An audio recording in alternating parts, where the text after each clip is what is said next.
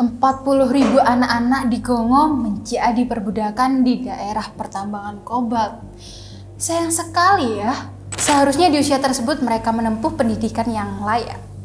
Padahal Republik Demokratik Kongo menjadi rumah bagi sebagian besar cadangan kobalt di dunia, dengan wilayah Katanga menjadi tempat penyimpanan yang sangat besar. Hal ini menjadikan negara Kongo sebagai pemain kunci dalam memenuhi permintaan global yang terus meningkat, terutama didorong oleh industri kendaraan listrik dan teknologi yang sangat melesat. Penambangan kobalt telah menjadi pendorong ekonomi yang sangat penting bagi masyarakat Kongo. Selain itu juga memberikan kontribusi yang signifikan pada pendapatan ekspor negara tersebut.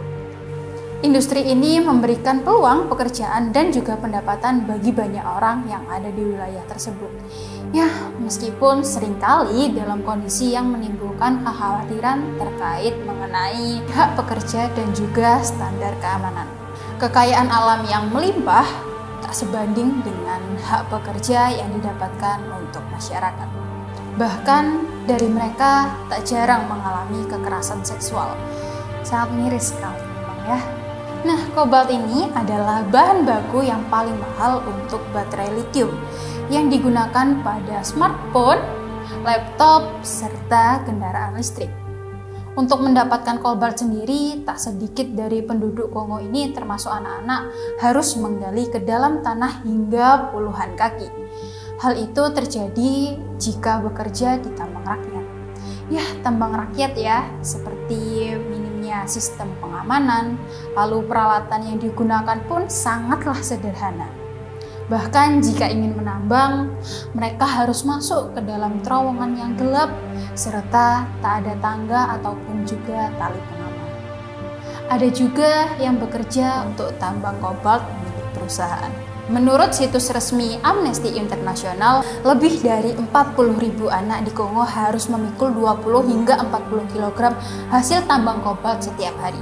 Pekerjaan itu dilakukan selama 12 jam penuh dengan upah hanya 1-2 US dollar per hari, setara 15 hingga 30.000. Jumlah tersebut berbanding terbalik dengan bahayanya yang harus dihadapi anak-anak tersebut saat bekerja di bawah terik matahari dan tanpa masker dan juga peralatan yang memadai. Padahal kita tahu sendiri bahwasanya harga kobalt terbilang mahal, 20.000 US dollar hingga 26.000 US dollar per ton. Mereka juga harus memikul hasil tambang dan berjalan berkilo-kilo jauhnya setiap hari. Tak jarang anak-anak tersebut dipukuli oleh para penjaga keamanan yang dipekerjakan oleh perusahaan tambang.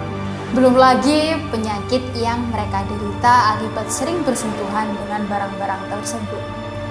Kobalt-kobalt yang dihasilkan biasanya disalurkan ke perusahaan Cina. Dilansir dari Reuters, bekerja sama dengan kelompok kampanye African Resources Watch, organisasi Amnesty International mengungkapkan bahwasanya jenama raksasa seperti Apple, Samsung, Microsoft, hingga Sony menggunakan baterai lithium untuk smartphone dari hasil kobalt eksploitasi anak-anak di Kongo. Sebagian besar pasokan kobalt berasal dari Kongo, di mana negara ini memiliki catatan yang panjang soal eksploitasi anak. Hal ini menunjukkan urgensi untuk mendorong tanggung jawab sosial perusahaan dan memastikan nilai pasokan yang adil dan juga etis.